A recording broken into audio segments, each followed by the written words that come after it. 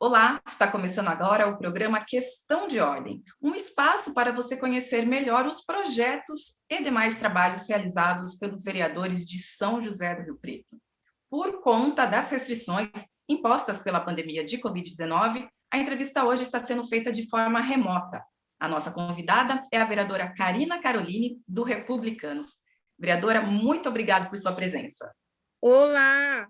Sempre é muito bom estar juntos aqui para mostrar a nossa população, nosso trabalho. É um espaço importantíssimo e eu agradeço pelo convite. Vereadora, eu começo perguntando sobre o trabalho da frente parlamentar. A senhora é coordenadora do Eixo Saúde e uma das últimas ações da frente foi uma reunião com representantes do município para saber especificamente sobre investimentos para conter a pandemia. Que avaliação a senhora faz dessa reunião? Que números foram esses os apresentados? Qual que é o balanço que a senhora faz dessa ação? Olha, eu acho importante todos os movimentos que a frente tem feito, porque como vereadores nós temos a oportunidade de questionar, de saber as ações que o município tem feito, né, quais os planos, né, de prevenção e combate ao Covid-19 e o orçamento que está sendo utilizado, né, as fontes do governo do estado, do governo federal, até mesmo o recurso próprio do município. Essa reunião durou 3 horas, e foram muitas informações. Eu, pessoalmente, digo que eu vi que teve muito conteúdo, né? Então, a gente perdeu até um pouco aquele momento que a gente podia explorar mais, porque foram feitas perguntas, cada secretário ia respondendo, então eu acredito que ficou um pouco confusa. Mas eu vi a disposição do secretário, seja da Fazenda, a secretária da Assistência Social, a coordenadora Lígia da Saúde, todos vieram de informação para nos passar, porque somos cobrados a todo momento, né, dessas informações. E na questão do senhor Martim, que é da Saúde, ele tentou ser o mais claro possível. É que quando nós falamos de orçamento, nós não somos economistas, né? E ele foi falando das tabelas, do investimento que comprou pela saúde, o que o município investiu. Para mim ficou confuso, mas eu vi que ele tentou explicar na melhor maneira. Mas o que mais me importou, né, que eu estava aguardando, era a coordenadora Lígia. Por quê? Que é a parte da saúde. Nós estamos sendo cobrados incansavelmente pelas pessoas, pela sociedade, sobre os leitos, sobre o tratamento precoce, hospital de campanha, e nada melhor do que esse momento para que eles venham transmitir o que o município está fazendo, né? Porque, na maioria das vezes, eu acho isso tem acontecido, nós sabemos das ações da saúde, da equipe do Covid, pelos jornais e pelas mídias. E eu, como vereadora, eu tenho essa reclamação, e assim como outros vereadores também. Porque a hora que a gente vê, já aconteceu. Então, a Câmara, me parece que está sendo deixada de lado, em alguns casos, porque nós somos o diagnóstico da população, a caixa de ressonância, né? Porque tudo bate na Câmara. E quando nós somos cobrados de leitos, como, por que não o hospital de campanha, a gente tem que ir na fonte. E a Lígia Cavazzini, que é a coordenadora, ela disse que o município, a equipe, né, o comitê, juntamente com o doutor Aldenes, achou melhor investir em estruturas do município, como UPAs, como UBSs, porém, nós temos visto que está sendo pouco pelo número de casos que está acontecendo aqui na cidade. E por que não ampliar tudo isso, né? Nós temos visto que a população tem esperado 4, 3, 5 horas para atendimento nas UPAs. Isso também nos causa preocupação, porque ali quando a pessoa se direciona à UBS, que está lá, teste para COVID, se ela não está, ela pode ficar. É o que as pessoas estão falando para a gente, né? E a coordenadora disse que o município não tem condição de ter novos leitos por falta de profissionais da saúde. Isso aí foi repetido algumas vezes em vários canais, né? Mas chegou um momento que as pessoas não podem ficar amontoadas, as pessoas não podem ficar em corredores. A UPA do Solo Sagrado está sendo tida como um amontoado de pessoas. Então, isso vai chegando para a gente, os vereadores, né? E, novamente, a gente questionou, por que não um hospital de campanha? Eu sempre vou falar sobre isso. A frente também documentou uma moção direcionada ao governo do estado para que eles venham liberar novos leitos no hospital João Paulo II, aquele que fica ali de frente com a represa. Ali existe toda uma estrutura pronta de UTI, enfermaria, né? Por que não abrir novos leitos e fazer com que a nossa população, ainda que seja de fora, né, das cidades de fora, porque isso é uma estrutura que é controlada pelo Estado, não tenha esses novos leitos. A gente tem visto famílias perecendo e a vida não volta, né? A gente vê o sofrimento dessas pessoas, não é só um CPF, são vidas. Então, assim, o que a Lígia nos falou é que está tendo as consultas, que realmente os leitos estão muito ocupados, que tem em espera, mas até quando nós vamos continuar nessa forma, né? A gente vê que os profissionais da saúde, gente, eles estão cansados de fato, mas nós só temos eles nesse momento agora. E o que fazer? É necessário ampliar novos leitos. Então, essa foi uma das nossas falas, né? Porque a vida está chamando muito mais, as pessoas estão desesperadas, as pessoas agora tem aquele problema também, Vivian, da dengue, né? Foi questionado por que não utiliza o Pró-Saúde para atender Covid também. E a Lígia nos disse que ali foi designado para atender outras demandas voltadas à saúde, né? Como também o tratamento da dengue. A dengue mata, é verdade, a dengue mata, mas por que a gente não pode também usar uma parte daquela estrutura?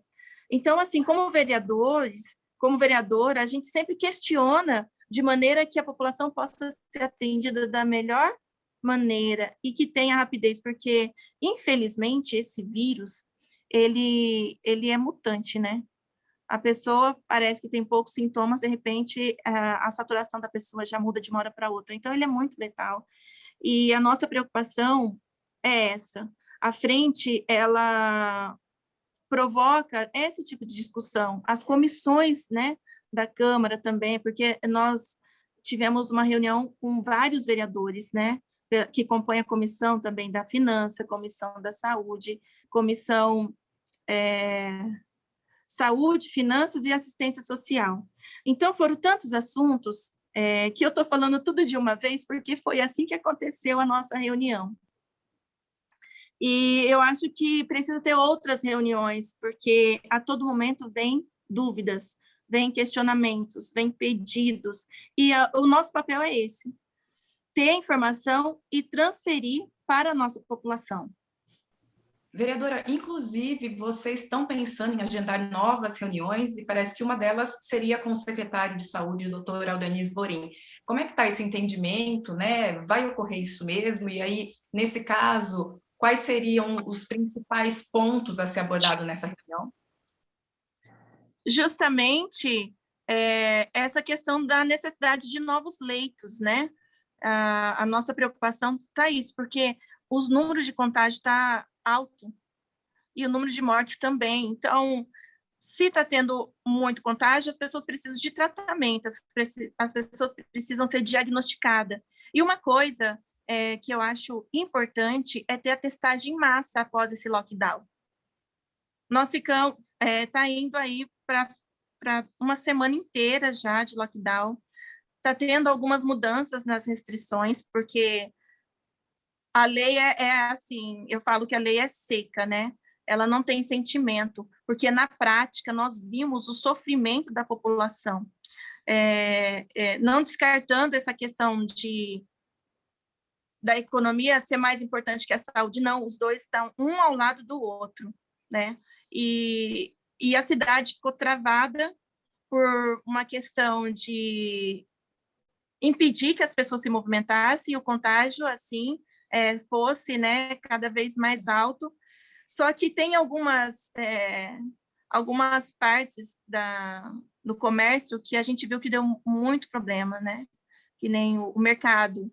A gente teve muitos problemas com o mercado, a hora que eles não tinham estruturas para atender essa massa da população que precisava do mantimento básico.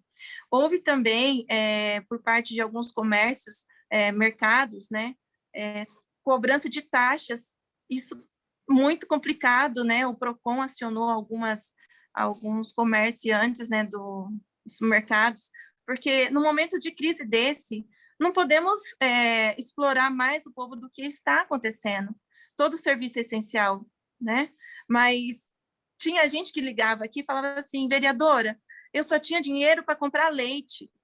Eles queriam cobrar taxa. Como que eu vou pagar a taxa e não comprar o leite? Então, é muito triste o que está acontecendo, não é só Rio Preto, eu sei que é uma questão mundial. Eu fico conectada com as notícias, tanto do Brasil e fora do Brasil, e a gente vê que o sofrimento é o mesmo. E a frente vai questionar novamente a questão dos leitos, né? Da necessidade de termos novos leitos, sim. A necessidade de que o Estado contribua ainda mais com leitos. Nós temos uma estrutura pronta, por que não utilizar o Hospital João Paulo? O Frei já disponibilizou.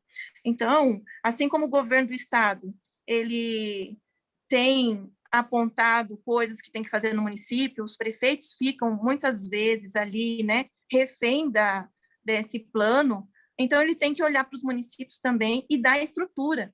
Rio Preto atende um número muito grande de cidades vizinhas que não tem estrutura para atender essas pessoas com Covid avançado, com grave, que chega a precisar de ser hospitalizado. Então, eu vejo o seguinte, a nossa cidade é importante para as outras cidades e o governo tem que nos ajudar nisso. Ele precisa. Desculpa. A vereadora, a senhora falou há pouco sobre essa questão tão básica que é da alimentação, né, especialmente das pessoas, das famílias em situação de vulnerabilidade. A reunião também contou com a presença da secretária de Assistência Social, Helena Marangoni. Nesse setor, como é que a senhora vê a atuação do município no atendimento a essas famílias, ou até mesmo as pessoas em situação de rua? Como é que a senhora vê a atuação do município nesse setor, especificamente agora, nesse período tão grave de pandemia? Sabe, eu não entendi muito o que ela quis dizer. Eu vou ser sincera com você. Ela disse que chegou poucas verbas para assistência, isso ela disse, e que foi dividido esse investimento nos EPIs para as assistentes sociais, para os agentes, para estar recebendo essas pessoas nos equipamentos públicos. Isso é importante, né? Os nossos profissionais têm que ter a proteção, porque eles recebem um público muito extenso, né? Então, teve esse investimento de EPIs, investimento para a população em situação de rua, e o município está investindo também na distribuição de cestas básicas, o que eu não achei muito claro o que foi dito, essas distribuições de cesta básica. Nós sabemos que eles não vão ter condições de manter essa questão de cesta básica para essas famílias em vulnerabilidade social. E, neste quesito, eu acho que, pós-decreto, o prefeito ele tem que liberar as igrejas para fazer o trabalho social que ela sempre desenvolve. Hoje, nós estamos com as portas das igrejas todas fechadas. E as pessoas nos procuram. Eu falo de uma forma geral, por ser da igreja, por ser da Universal. Em outras igrejas, as pessoas estão procurando ajuda para mantimento. E o trabalho social que a igreja, quando eu falo igreja, é um todo, seja evangélica, seja católica, seja os centros espíritas, eles fazem um trabalho excepcional no que diz respeito ao atendimento, né, dessas pessoas. Então, eu entendo que a assistência ela não vai dar conta de atender essa demanda, porque nós temos muitas famílias passando necessidade de não ter o alimento básico, e eu já deixo como sugestão que, após decreto, o prefeito ele abra as igrejas, para que elas possam fazer esse trabalho de assistência social, que é maravilhoso, né? Porque os irmãos, os membros se unem e tiram de si para ajudar o próximo. Isso já está dentro do cristianismo, né? Essa compartilhar o melhor de cada um. E isso aí sim vai dar uma mão muito boa para a prefeitura, porque nem toda família vai ao CRAS, nem toda família se cadastra, demora a entrega. Então, assim, é um momento crítico. E se nós não nos unirmos, muitas famílias vão perecer. Muitas famílias vão perecer, porque com essa trava que teve de fechar o comércio, a gente tem famílias, Vivian, que vive da venda diária do pão, do bolo, do queijo. Sabe, o autônomo? Ele está impedido de ir para a rua, porque é o nosso direito de ir e vir nesses dias de lockdown teve esse impedimento pela saúde, eu entendo isso. Só que a barriguinha não para. A gente precisa do alimento dia após dia. Então, eu vejo que na parte da assistência, nunca conseguirão suprir a necessidade da população. Pode vir o dinheiro que for. Vereadora, ainda falando de alimentação, a senhora tem feito um alerta nas suas redes sociais sobre a questão da distribuição do kit de alimentação escolar, que é distribuído para aquelas famílias que têm alunos matriculados na rede municipal, né? E, às vezes, essas famílias talvez ou desconheçam, não saibam, ou não estão indo buscar. Que alerta é esse que a senhora vem fazendo, já que é um direito delas, né? Olha, a Secretaria da Educação fez esse anúncio, eu achei muito importante, porque nós estávamos sendo cobrados desde março, mas como houve a rematrícula, um novo ano letivo, existe a burocracia, não tem como. Teve a burocracia, mas ainda bem que agora, no mês de abril, as famílias poderão receber a cesta básica e o kit, né, perecível, que são os legumes.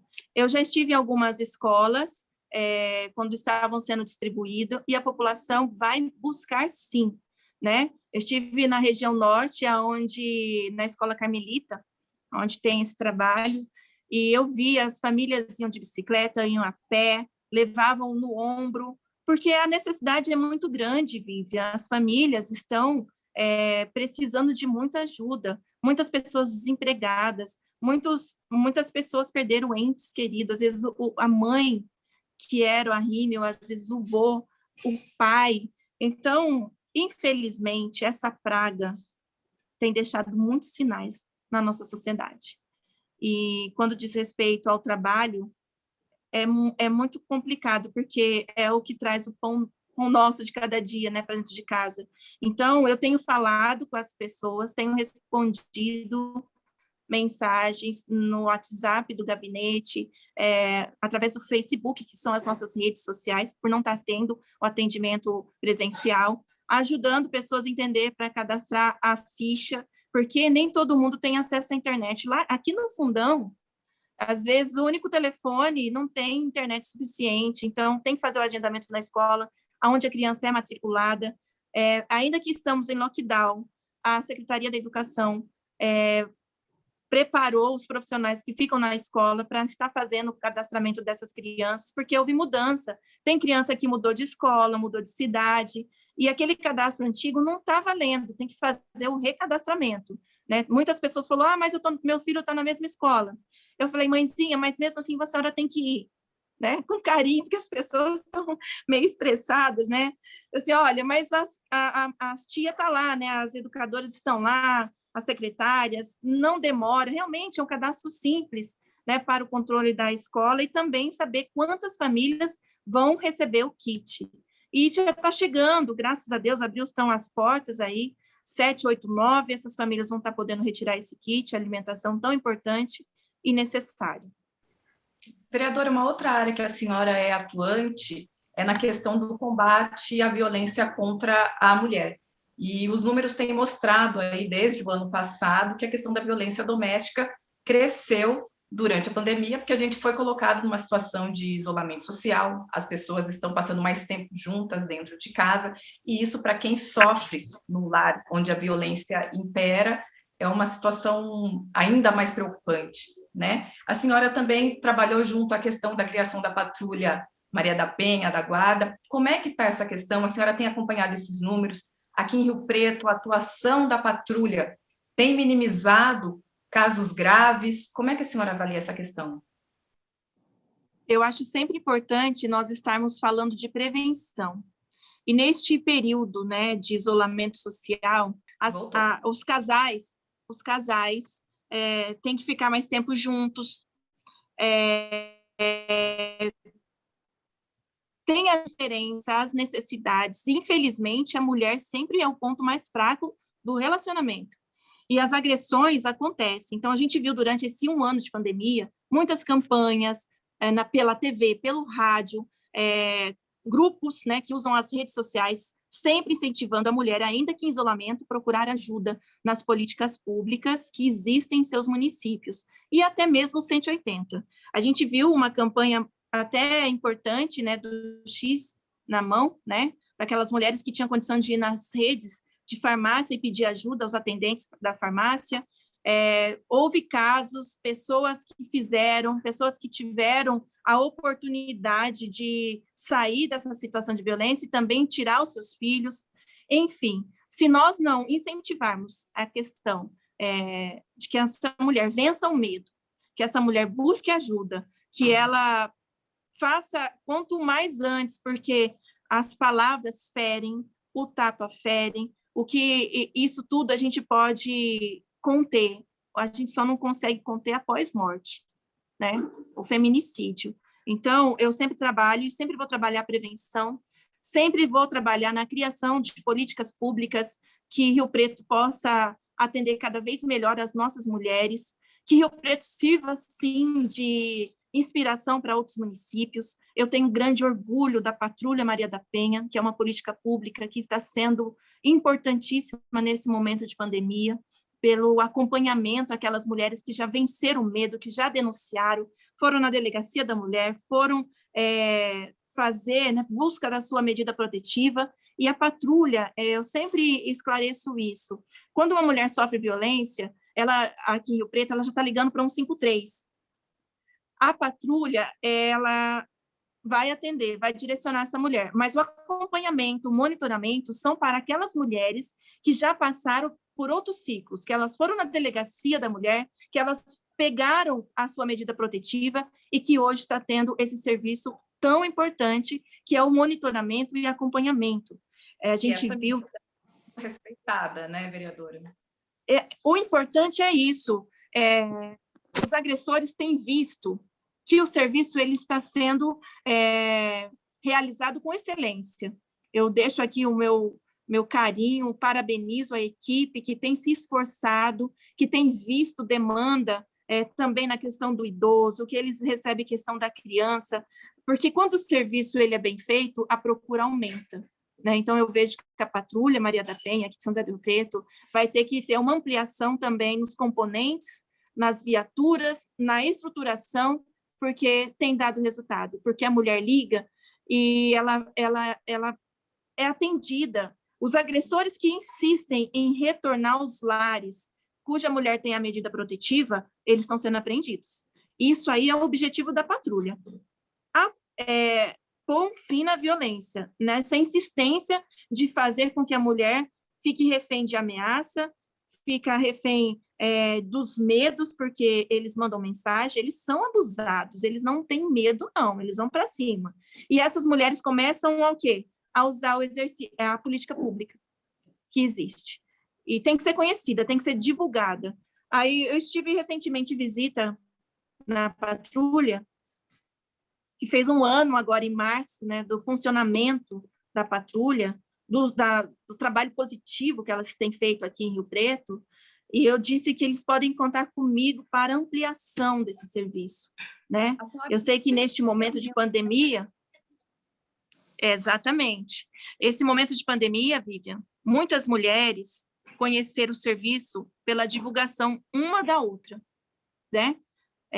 Chama a patrulha. Mesmo que não era atribuição, eles fizeram o atendimento, seja pelo telefone, pela rede, mas eles sempre dão um respaldo a essa mulher, incentivam a mulher a buscar os seus direitos, para que elas também possam ter os serviços da patrulha, né? Então, é um papel importantíssimo. Eu fico muito feliz, Vivian, porque desde 2017 eu estive na Bahia para conhecer a patrulha, como que era feito esse trabalho lá pela Major Denise.